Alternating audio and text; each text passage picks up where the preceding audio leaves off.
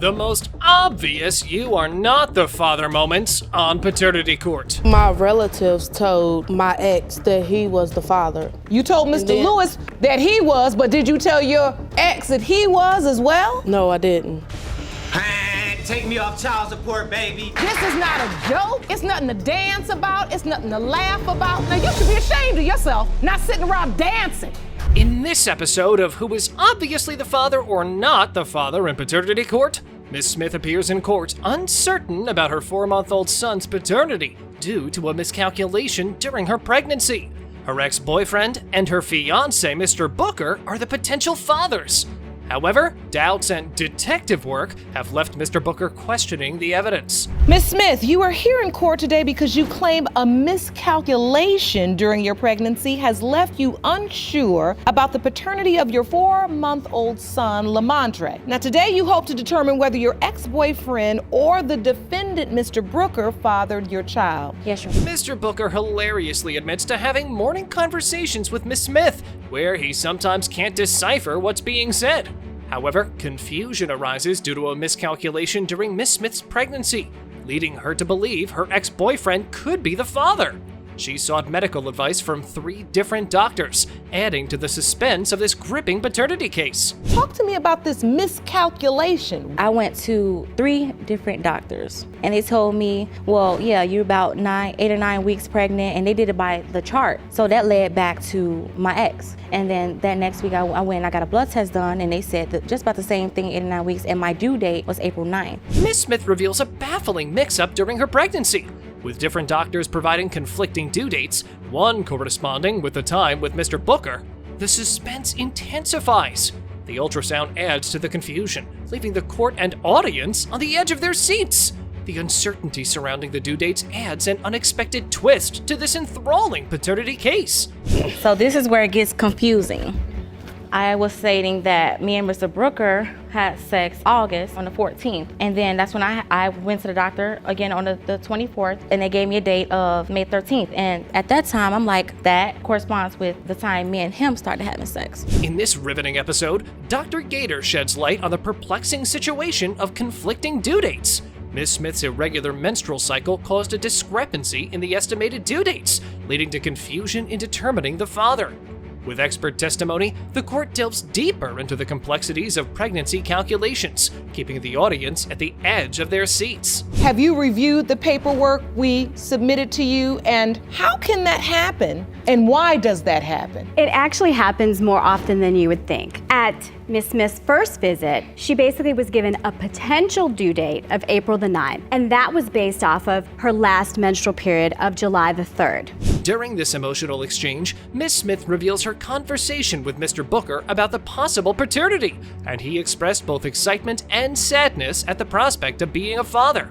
Despite the uncertainty, Mr. Booker was determined to be supportive and attend the initial doctor's appointments. He was the father, at least a strong potential, right? Right. So what were you telling him? Well, I'll let him know up front that, Trey could possibly be the father, but he was really upset because it would have been his first child, and that would have just made him happy. But he said that if whatever happens, he want to be there and he want to be supportive. The at-home test results shockingly show 0% probability of paternity for Mr. Booker.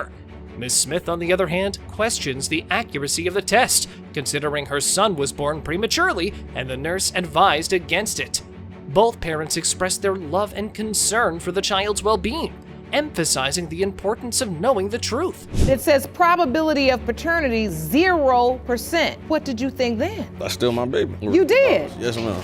Miss Smith, you say you don't believe this test was accurate? I don't believe that, because I feel like he was born early and the nurse advised us not to do it. So that's why I don't believe that it's accurate. In a highly emotional moment on paternity court, the truth is finally unveiled, sending shockwaves through the room. Mr. Booker's face betrays a mix of surprise and anticipation as the test results are disclosed, while Miss Smith nervously grips her seat. The outcome isn't what they expected, but their commitment to face it together is evident. Mr. Booker, you are not his father. I'm sorry to have to deliver that news. It's okay. I'm still gonna be there. Get ready for the most intense and shocking moment on paternity court.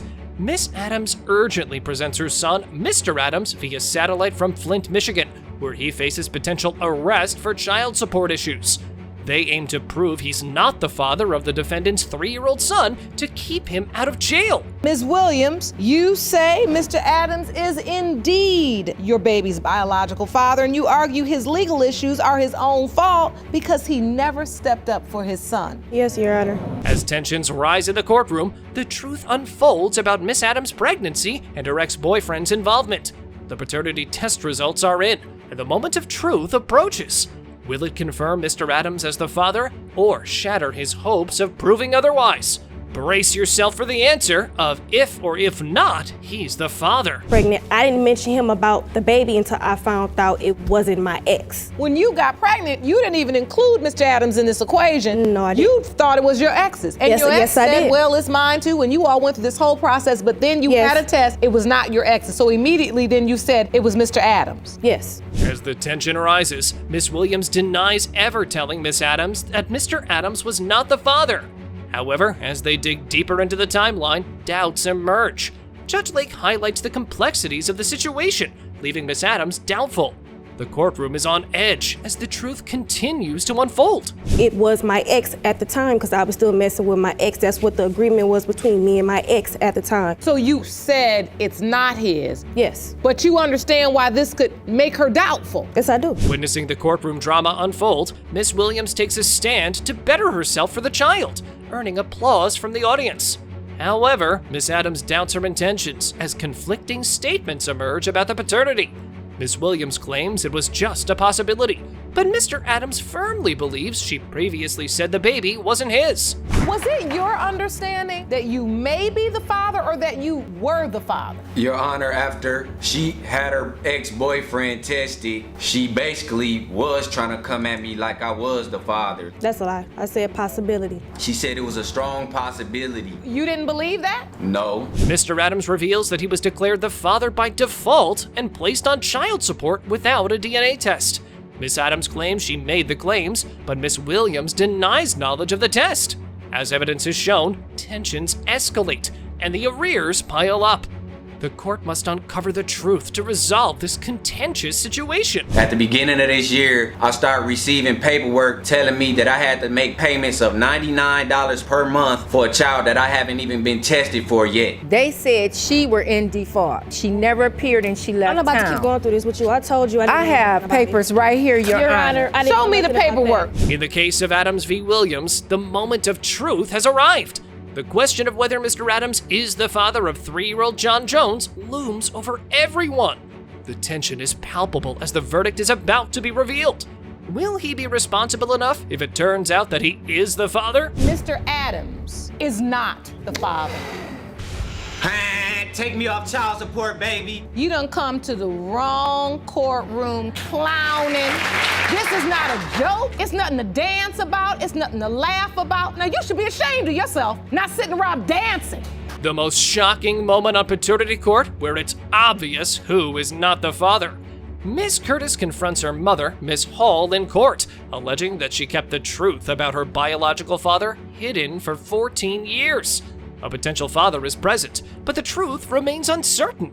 Secrets are exposed, and a family's future hangs in the balance. It was the truth because I always felt like I was adopted. My father, he really never really showed me the affection, the love at all. Actually, Your Honor, yes, I did not tell my daughter at a young age about who her father was. Simply one, because I was a young girl. I was pregnant at the age of 15. Tensions rise as Miss Curtis confronts her mother, Miss Hall, about the hidden truth. Miss Hall confesses she planned to tell Abril about her father at 16, but life intervened. Emotions run high as Miss Curtis yearns to know her father's identity.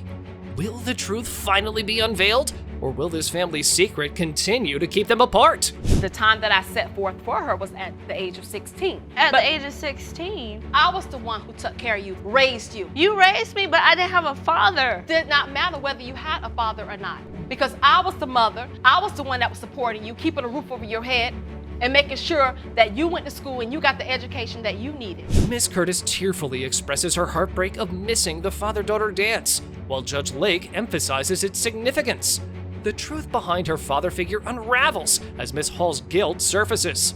The courtroom eagerly awaits the identity of Miss Curtis's real father, creating an emotional and suspenseful moment. You gotta listen to your daughter because she's telling you what she feels. This was an event that everybody I knew got to go to. It's called the father-daughter dance, and when she said it, my heart dropped to my feet because I've been to the father-daughter dance. I could only imagine everybody getting ready at school and chattering and talking about the father-daughter dance. The moment of truth arrives as Miss Hall denies receiving the letter from Kirk, the potential biological father. With emotions running high, Judge Lake unveils the contents of the letter, revealing Kirk's willingness to be the father Miss Curtis needs. Miss Hall feels deceived, and Miss Curtis expresses frustration at the situation. He does state he's willing to be the father she needs and deserves, and it's signed Kirk. And Your Honor, I know you may not understand how I feel about this right here, but that's where I feel like I was deceived and crossed because I had my time that I had set aside to do the right thing. In a heartfelt moment, Miss Curtis reveals the letters exchanged with her father while he was in prison, expressing her hope for a stronger bond upon his release. However, disappointment sets in as he fails to fulfill the promises made in those letters.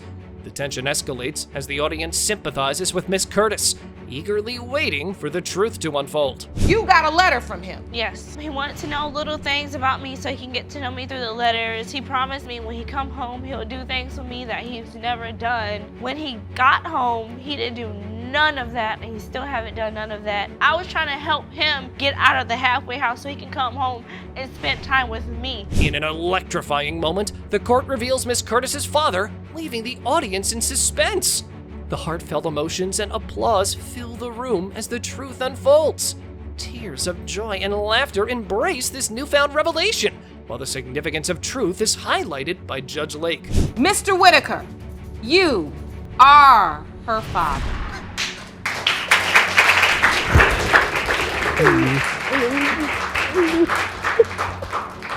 Mr. Whitaker, Miss Curtis, how you feel, Miss Curtis? I feel really good. In the most obvious "you are not the father" moment on paternity court, Miss Johnson is certain that Mr. Lewis is the father of Josiah. However, doubts arise due to false rumors and an ex-boyfriend's claims of potential paternity. They reconnect on Facebook after being friends in middle school, and when Miss Johnson becomes pregnant, the paternity mystery unfolds. Miss Johnson, you claim you have no doubts that Mr. Lewis is the father of your 6-month-old daughter, Josiah. Now, Mr. Lewis, you and your mother say it's not only the rumors that have caused you to doubt, but also an ex-boyfriend of Miss Johnson's who claims he might also be the father. Mr. Lewis recalls the heart-wrenching conversation when Miss Johnson revealed her pregnancy. Overwhelmed with mixed emotions, he broke down in tears, reflecting his joy and fear at the prospect of becoming a father.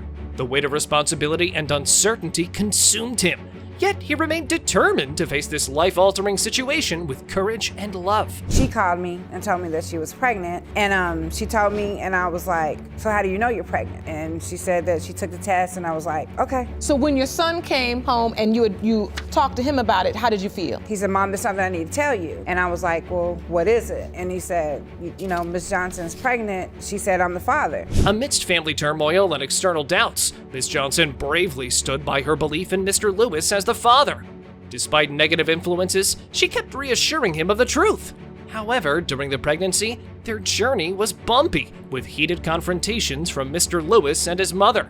Nonetheless, he did accompany her to some doctor's appointments, showing a glimmer of support. Miss Johnson, were you aware that members of your family told Ms. Lewis that there could be others? I don't know why he would listen to them. The whole time I kept telling Mr. Lewis that it was his baby, but he was still believing one of my family members. Why would your family members say that about you? Because they never want to see me happy with anybody. In a shocking twist, Miss Johnson's ex-boyfriend believed he was the father due to a relative's false information. He reached out to her, and she clarified that she had always maintained that Mr. Lewis was the father. Despite her honesty with Mr. Lewis, the misinformation from her relative led to confusion, further complicating the situation. My relatives told my ex that he was the father. Your relatives, but you never personally? I always told Mr. Lewis that he was. You told Mr. Lewis that he was, but did you tell your ex that he was as well? No, I didn't. The court was trying to understand if there's a possibility that either man could be the father. Ms. Johnson affirms that Mr. Lewis is likely the father, but her ex-boyfriend insists on being involved due to misleading information from her family. The court confronts the conflicting claims and sets out to determine the truth behind the paternity dilemma. So are you basing it just off of looks? Or let's think about the biology of it all. Let's think about the window of conception. Is there a possibility that either man, take the looks out of it, is it a possibility that either man could be her father? Well, the possibility is Mr. Lewis. He could be the father. Emotions run high as Mr. Lewis sees a resemblance between himself and Josiah, while Miss Lewis acknowledges the similarities but holds back emotionally until paternity is determined. Mr. Lewis expresses his strong desire for joint custody and giving Josiah his last name, but Miss Lewis firmly disagrees. The courtroom is on the edge, waiting to see how the situation unfolds and if the truth will be revealed. So now Mr. Lewis and Miss Lewis, you submitted these photos to the court, and that's Josiah on the left and that's Mr. Lewis as a baby on the right. Yeah. And when you look at these pictures, Like, I think she kind of resembled me, like she looked like me and my mom. you too, Miss Lewis? I see the resemblance, but emotionally, I just couldn't go there. In a heartwarming paternity court moment, emotions soar as the truth is unveiled, leaving Miss Johnson teary-eyed. With the court's permission, Mr. and Miss Lewis share an emotional meeting with beautiful baby Josiah for the first time, prompting applause from the entire courtroom.